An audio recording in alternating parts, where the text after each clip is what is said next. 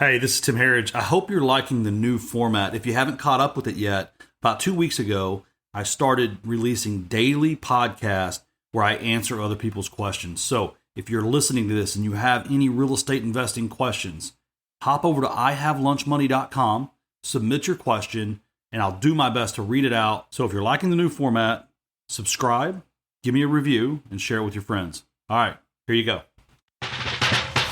Welcome to the Real Investing Show with Tim Harridge. Each day, we'll provide real investing for everyday investors. Tim is a nationally recognized real estate investing expert, podcast host, and public speaker.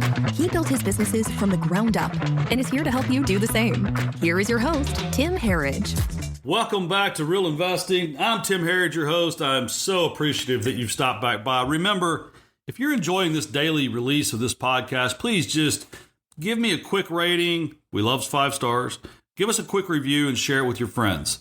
And if you're listening and you have questions, make sure go ahead and submit a question. I've got a lot of questions. I like to sit down and kind of flow and record as many as possible. So hop on over to ihavelunchmoney.com and submit a question. So today, Erin writes, what is the difference between wholesaling and flipping? In my opinion, time.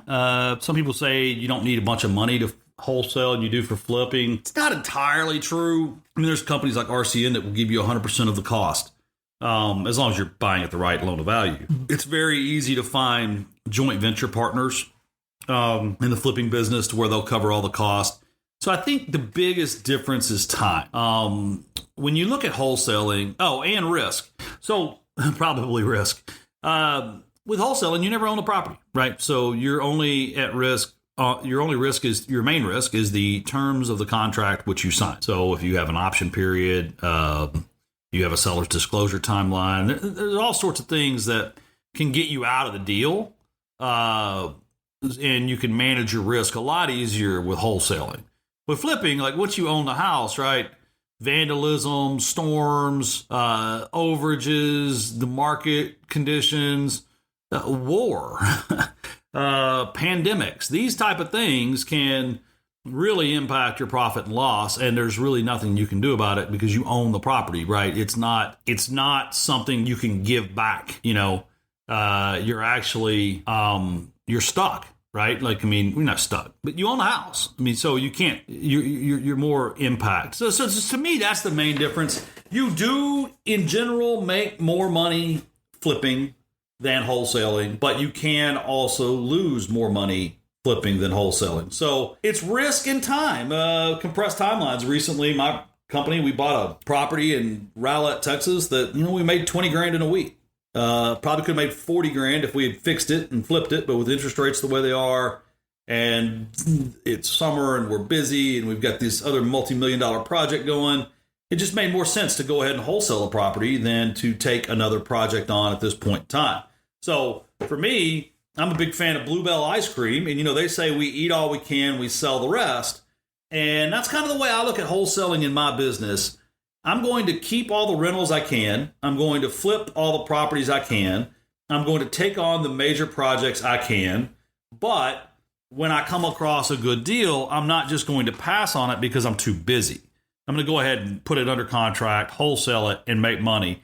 And then also, I think you need to master both anyway, because here recently we had a mobile home on almost an acre in a town called Quinlan, and I don't buy mobile homes, and I don't buy vacant land unless it's a ranch. So, if I didn't have wholesaling mastered, I would have had to say, oh, never mind, I don't want it.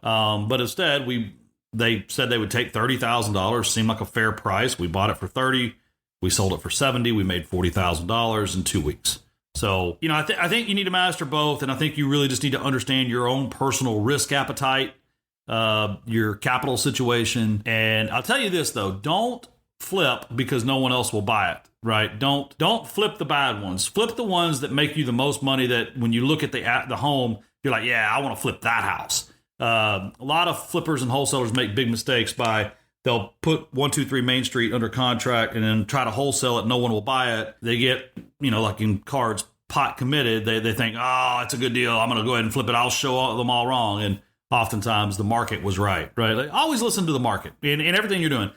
if people aren't making you the offer that you want, you're probably asking too much, just in general. So, Erin, I hope that helps. Thank you for writing in. Thank you for taking the time to write in. And that's all for today, folks. So you've been listening to Real Investing with Tim Herridge. I'll see you tomorrow.